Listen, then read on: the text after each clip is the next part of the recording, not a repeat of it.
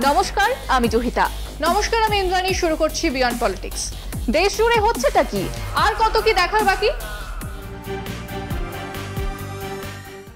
বলো, আজ কি খবর দেবে? আজ একটা নয়, দুটো খবর দেব। বাবা, কি ব্যাপার গো, দুটো খবর দেবে? দুটো খবরই গুরুত্বপূর্ণ, আর দুটো খবর দুরকম। কি কি নিয়ে খবর? প্রথম খবরটা একজন পুলিশ কর্তার আত্মহত্যা নিয়ে, আর দ্বিতীয় খবরটা মায়াবতীকে নিয়ে। পুলিশ কর্তার আত্মহত্যা? কেন, কি বলছো কি? ঠিকই বলছি। হরিয়ানা পুলিশের একজন এডিজি ওয়াই পুরন কুমার আত্মহত্যা করেছেন। কিন্তু কেন আত্মহত্যা করেছেন? জাতপাত নিয়ে অপমান সহ্য করতে না পেরে প্রাণ দিয়েছেন। কে করেছিল অপমান? পুরন কুমারের স্ত্রীর অভিযোগ, হরিয়ানার ডিজিপি সত্যজিৎ সিং কাপুর, রোহতকের এসপি নরেন্দ্র বিজর্নিয়া জাত নিয়ে পুরন কুমারকে বিভিন্নভাবে অপমান করেছেন। সেই অপমানের জ্বালাতেই আত্মহত্যা করেছেন সিনিয়র অফিসার। তুমি আমায় একটু খবরটা দাও।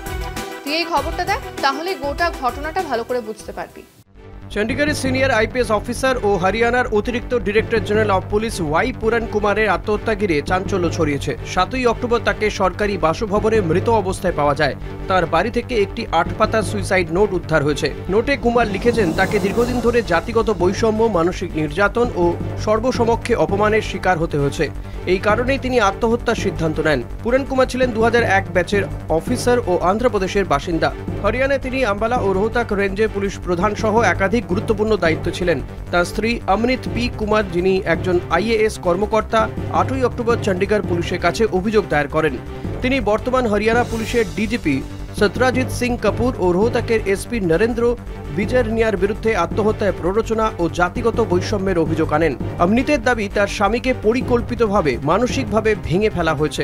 2020 সালে একটি থানার মন্দিরে যাওয়ার পর থেকেই বৈষম্য শুরু হয়। তাকে ছুটি দেওয়া হয়নি, মিথ্যে অভিযোগ আনা হয়েছে, এমনকি তার পারফরমেন্স রিপোর্টও আটকে রাখা হয়েছিল। অমৃত আরও বলেন, মৃত্যুর আগের দিন রোহতকে তার স্বামীর অধীনে থাকা এক কর্মীর বিরুদ্ধে মিথ্যে মামলা দায়ের হয়েছিল। তার স্বামীকে সেই মামলায় ফাঁসানোর চেষ্টা চলছিল। অমৃত বলেন, আমার স্বামী একজন সৎ ও পরিশ্রমী অফিসার ছিলেন। তিনি কেবল ন্যায় বিচার চাইতেন। এই মৃত্যু জাতিগত বৈষম্যের ভয়াবহ উদাহরণ। চণ্ডীগড় পুলিশ এই মামলার তদন্ত শুরু করেছে। হরিয়ানা সরকারও ঘটনার বিস্তারিত রিপোর্ট চেয়েছে। এ তো গেল প্রথম খবর। 2 নম্বর খবরটা কি? ওই যে বললাম, দ্বিতীয় খবরটা মায়াবতীকে নিয়ে। মায়াবতীর নাম আমি অনেকদিন পর শুনলাম। উনি আবার কি বলেছেন? বিজেপির প্রশংসা করেছেন, যোগী আদিত্যনাথের প্রশংসা করেছেন। কিন্তু কেন? মায়াবতী তো দলিতদের জন্য আন্দোলন করেছেন, আর বিজেপি সেই দলিতদের উপরে অত্যাচার করে। সেটাই তো প্রশ্ন, মায়াবতী হঠাৎ বিজেপির প্রশংসা করতে গেলেন কেন? আমিও তো জানতে চাইছি কেন। অখিলেশ যাদব বলেছেন, দলের ভেতরে অন্তর্দ্বন্দ্ব থামছে না, তাই মায়াবতী জুলুমবাজদের শরণাপন্ন হচ্ছেন। উত্তরপ্রদেশে কি মায়াবতী এখনো একটা ফ্যাক্টর?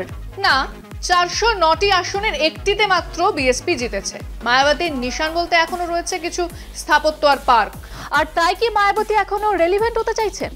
তাই তো মনে হচ্ছে। তুই এই খবরটা দেখ, তাহলেই পুরোটা বুঝতে পারবি। লখনৌয়ের কাশিরাম স্মারকস্থলে 9ই অক্টোবর মায়াবতী বড় সভা করেন। সভাটি ছিল বিএসপি নেতা কাশিরামের মৃত্যুবার্ষিকী উপলক্ষে। মায়াবতী সেখানে দলের শক্তি দেখাতে চেয়েছিলেন এবং 2027 সালের নির্বাচনে একা লড়ার ঘোষণা দেন। তিনি বলেন, তারপর দলের নেতৃত্ব নেবেন ভাতিজা আকাশ আনন্দ। মায়াবতী সমাজবাদী পার্টি ও তাদের নেতা অখিলেশ যাদবকে কঠোর ভাষায় আক্রমণ করেন। তিনি বলেন, এসপি ক্ষমতায় থাকলে পিছিয়ে পড়া দলিত বা সংখ্যালঘুদের কথা মনে রাখে না, কিন্তু ক্ষমতা হারালে তাদের কথা বলে। তিনি আরও অভিযোগ করেন, তার সরকার কাশিরামের নামে যে জেলা বানিয়েছিল, এসপি সরকার এসে তার নাম বদলে দেয়। কিন্তু বক্তৃতার মাঝে তিনি যোগী আদিত্যনাথের বিজেপি সরকারকে ধন্যবাদ জানান। তিনি বলেন, আমি কৃতজ্ঞ যে বর্তমান সরকার আমার আমলে স্মৃতিসৌধগুলির যত্ন নিচ্ছে। এই মন্তব্যেই বিতর্ক শুরু হয়। অখিলেশ যাদব বলেন, শোষকদের প্রতি কৃতজ্ঞতা মানে আত্মসমর্পণ। এসপি অভিযোগ করে, মায়াবতী বিজেপির সঙ্গে বোঝাপড়া করছেন। অনেক বিএসপি নেতা ও কর্মীও এই বক্তব্যে অসন্তুষ্ট।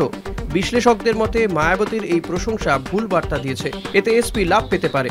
যদি বিএসপি আবার কিছু ভোট ফিরে পায়, তবে উত্তরপ্রদেশে ত্রিমুখী লড়াই হবে। এতে সবচেয়ে বেশি সুবিধা হবে বিজেপির। জাতপাতের বিষ সমাজে এত গভীরে কেন গো? আমাদের সমাজে জাতপাতের গল্প অনেকদিন ধরেই রয়েছে। একজন সিনিয়র পুলিশ কর্তাও ছাড় পেলেন না। প্রফেসর থেকে পুলিশ কর্তা কেউই ছাড় পান না। বিজেপি শাসনে এই জিনিস আরো বেড়েছে। কেন বেড়েছে? কেন? বিজেপি ব্রাহ্মণ্যবাদী দল। বিজেপি তাবড় নেতারা রীতিমতো জাত বৈষম্য প্র্যাকটিস করে। সরকারি যদি পরোক্ষভাবে মদত দেয়, তাহলে আর কি হবে? বিজেপি সরকারের আমলে দলিতদের উপর, সংখ্যালঘুর উপর আক্রমণ আরো বেড়েছে। হ্যাঁ, প্রায়শই তো খবর আসে। রোহিত ভেমুলার বিচার আজও হয়নি। আখলাক জুনেদ, এগুলো শুধুই একটা নাম হয়ে থেকে গেছে, আর সবাই ব্রাহ্মণ্যবাদী হিন্দুত্বের শিকার। ভাবলেও খারাপ লাগে। সময় শেষ, চলো এখানেই শেষ করি। বিয়ন্ড পলিটিক্স আজকের মতো এই পর্যন্তই। দেখতে থাকুন কলকাতা টিভি, রাত দিন 7 দিন।